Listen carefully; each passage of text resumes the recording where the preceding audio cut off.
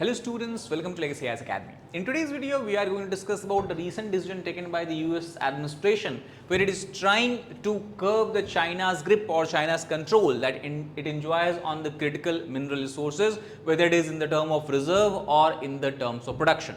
So what is the recent decision taken by the Donald Trump administration? Let's try to understand in detail. Now the US President Donald Trump has used and invoked his emergency powers that will help US in boosting the overall production of critical minerals. Now first of all, to understand, the term critical mineral itself is not well defined and it depends on country to country how critical they consider any mineral to be in the development of technology or in the use of recent development of the technology, especially related to the semiconductor, electronic and electrical industry. So it varies from the country to country, but some of the minerals which are rare earth minerals, obviously they are categorized as a critical minerals. So these are also, if we talk about this particular decision of the Donald Trump to use and invoke the emergency power, is considered as across the economy as part of the broad effort to offset China's near total control of the critical mineral sector. The extent of control, how China enjoys over it, we'll discuss in the next part of the video. The move is also, we can understand it in the background. We know that after coming as and taking charge as the 47th president of the United States, Donald Trump has taken a lot of steps where he has basically began what you can call as a tariff or trade war, where he has targeted not only rival countries such as China but also friendly countries such as Canada and Mexico. So this is also, we can say, is one of the element of the escalating trade conflict, and maybe this also would have propped him in taking such a decision. Now US also, we have to understand that this is also a way how US can try to decrease its dependency on the China as far as the critical minerals are concerned, because if you look at the current data, US today import nearly 3/4, that means we can say 75% of its rare earth compound and metals demand from one country, and that is China. Now we have discussed that Donald Trump has invoked emergency power. Now this power has been invoked under an act that is called as a Defense Production Act. Defense Production Act for the first time was brought under the US president called as Harry Truman in the 1950s at the height of Korean War, and then it was used many times during the Cold War. So it was, that is why the act is largely associated with an executive act, executive order that taps the Cold War situation or Cold War era situation. Now it is part of an effort to provide financing, loans and other investment support to domestically process a range of critical mineral. Now this is something that was also demanded by most of the mining companies of United States, where they have said that due to the bureaucratic red tapeism, they are not able to fully invest their company's resources in extracting minerals from the American soil, and this is something that Trump has understood, and that is what he is trying to change. Now under this particular act, the most important repercussions will be that the Pentagon, if you talk about, that is the Department of Defense of the USA, will have a full authority to procure any equipment which is necessary for national defense. Now it is very important to understand that when we talk about the national defense or national security of United States, critical mineral to some extent is considered as a part of that particular program. So invoking of the particular act in the present situation specifically related to the critical minerals will make it essentially, it will basically declare that relying on rival nations for critical minerals constitutes a national security threat. As I told you in the last slide that for 3/4 or 3/4 of its critical mineral and rare earth mineral, largely US is importing from China, which it has categorized as a rival nation, and that is why they are trying to change it. They are trying to boost the domestic production so that over reliance on China can be brought down or cut down. Now more specifically, if you look at the order, what is going to be the exact implications of the order? Now Donald Trump, while signing this executive order invoking the emergency power under the DPA, he has clearly stated that at some point of time US was one of the leading largest producer of the lucrative minerals, but because of the overwhelming federal regulations, when we talk about federal regulations, that is when a control is exercised by the government on the mining companies, that has eroded the nation's mineral production, and this is something that he is willing to change. So he basically under this order has directed all the federal agencies involved in critical mineral extraction, exploitation and all that to create a list of those mines which can be tapped in quickly, not only the mines, but even they have to survey and create a list of all the land zones, land areas that could be used for the processing of the minerals. Apart from that, also it will encourage faster permission for mining and processing projects. I told you this was one of the main demand by the mining sector, by the mining conglomerates of United States from the Trump administration, and that's something Trump has given them.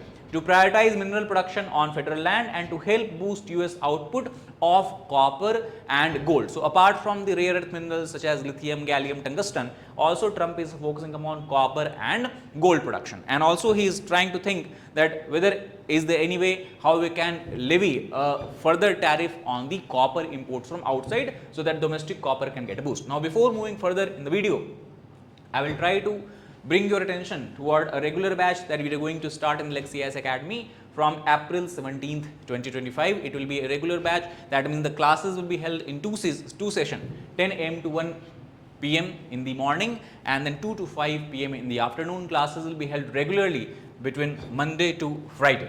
And also apart from the daily class session, you will also be taking advantage of the what you can call as the frequent class test. It will be conducted on a weekly basis right from the beginning when you start your classes. Also, not only will lay a solid foundation for you in the civil service examination preparation by focusing upon the NCERTs in the beginning. After you are thoroughly done with the NCERTs, we will be moving forward and then talking about the advanced what you can call as the part of the syllabus also. Now apart from the prelims, we will be focused upon the mains as well. We will have the comprehensive answer writing practice. You will also have opportunity to take help from the mentors. We will have the personalized mentorship classes, and apart from that, finally, as you know that in the end of the UPSC service examination, you have to pass through personality test or interview. So about that also guidance will be provided to you. So the classes is going to start from April 17, so you can enroll in this batch, and those of you who are not able to enroll there because we have a strict limit of 40 students per batch, then those of you who are left, they can enroll in the next month, that is the May 12th, 2025, which is the date of the next batch. Apart from that, those of you who are preparing for the examination along with working, for them we understand that it is difficult to take time out between Monday to Friday because of work commitments. So you can enroll in the weekend classes that we have on Saturday and Sunday specifically for the working class people, and there the full day class between 10 a.m. to 5 p.m. will be arranged for you, and it will be ensured that you are not lagging behind or you are not left behind anyway as compared to the people who are committing full time preparation for the civil service examination. Now, for those students who are trying to write prelims 2025, we have a free all India prelims mock test. You can enroll on this mock test on this particular platform that is given below. You can attempt the free test and then you can try to evaluate how and to what extent your progress is as far as examination is concerned. Based on the strength and weaknesses that you will analyze based on the result, then you can further streamline your preparation. If you want to know anything further about test or our courses, the detailed program, you can call at 9606900005 and 04 number. Now coming back to this particular video, we talk about the recent decision of the US has come in the background of the Chinese action. Chinese government also last year has taken a decision where it had expanded the export control list, and then it has said that 28 entities of the United States, they will not be allowed to import minerals such as magnesium, tungsten, gallium, beryllium and hafnium from China. So the minerals and rare earth and refined materials that are vital for high technology application, a certain extent of restriction was put by China first, and this this decision of the Trump administration can be considered as a reaction to that also. Now if you look at the global rare earth reserves, that is why we are talking about that. If you talk about in terms of the reserves, China is having the largest reserve. 44% of total global rare earth reserves is in China alone. Then you have Brazil 22%, Vietnam 22%, then you have Russia, India, US, and then finally you have other. Now in this context, the major minerals that we are talking about is lithium, nickel and other critical minerals. They are used in many electronics and also used in the electric vehicles as such, and it is expected that demand of such minerals will rise in future because the entire world today is trying to shift to the electrical vehicle, and electrical vehicle batteries require this use of this mineral. So whether it is developing country, whether it developed country, we will see a further increase in the demand, and as the demand increases, obviously you need to have a robust supply chain, and that cannot be ensured if only one country is leading in the production of such minerals. So this decision of US should also be considered as a welcome step by the other countries such as India also.